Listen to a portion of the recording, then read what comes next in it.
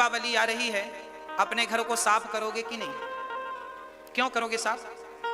क्योंकि दीपावली आ रही है, क्योंकि घर में लक्ष्मी जी का पदार्पण होना है।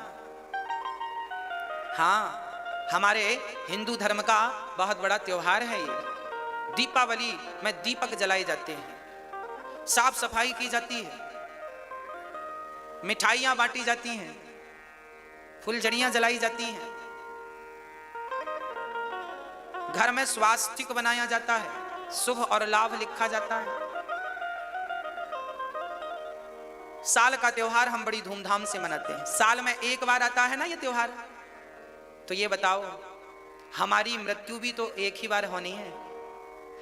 नेचुरल मृत्यु तो रोज होती है। जो कल हम थे वो आज नहीं है। कल हमारा शरीर मर गया, आज नया मिला, कल फिर हम मर के दूसरा शरीर पालेंगे। सूर्य उदय होता है तो हमारे जीवन का एक दिन कम हो जाता है, मतलब एक दिन मर गया।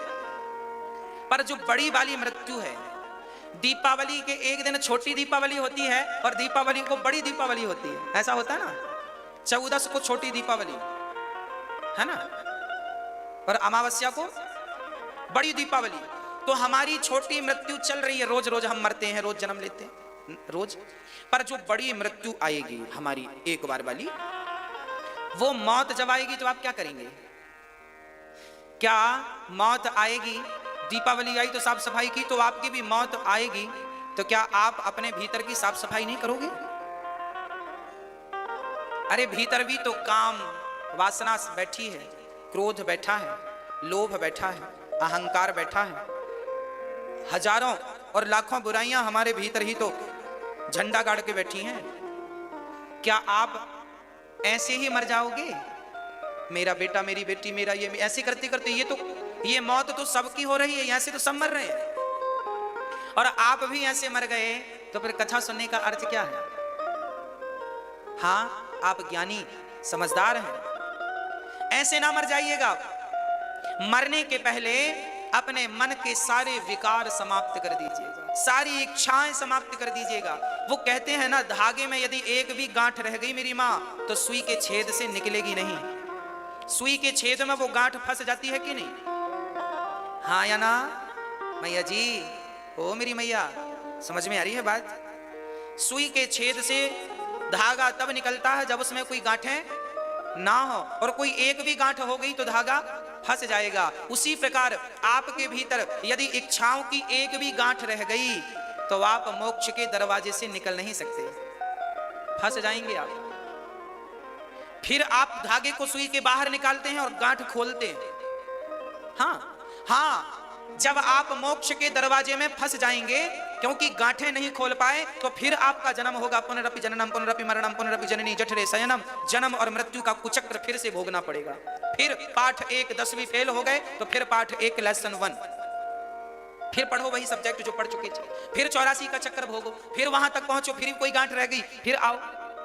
कब से हमारा और आपका जन्म हो रहा है मेरी माँ? अब मौका मिला है। ये मानव का तन आखिरी तन है। यदि यहां से तुमने गांठें खोलने में अपने आप को सफल बनाया, आप सफल हो गए गांठें खोलने में, तो आपका मोक्ष हो गया, भगवान की प्राप्ति होगी, ईश्वर मिल गए। और यहां से फिसले तो सीधा ऊपर से नीचे, अरसों से फर्शों में। अब गलती ना करना, मेरी प्रार्थना आपसे। मरने के पहले क्या करना है आपको?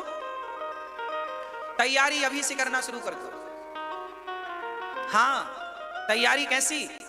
अभी से आप ज्यादा लोगों में मन ना लगाएं, अभी से बिहारी जी में मन ज्यादा लगाएं। चलते फिरते उठते बैठते खाते पीते हर समय चिंतन किसका? भगवान का चिंतन हो। श्री कृष्ण गोविंद हरे मुरारी, हे नाथ नारायण वासुदेवा, ये जाप करते रहो। श्रीमन नारायण नारायण जपते रहो, हरे राम जपते रहो, भगवान का नाम जपते रहो, जपते रहो, जपते रहो, और जपते भय काम भी करते रहो। धीरे धीरे धीरे धीरे पत्नी से, पति से, अभी नहीं, अभी ऐसा नहीं कि तुम्हारी कल शादी भई और तुमने कल सी पत्नी में मन हटा दिया तो बेचारी वो भी परेशान हो जाएगी।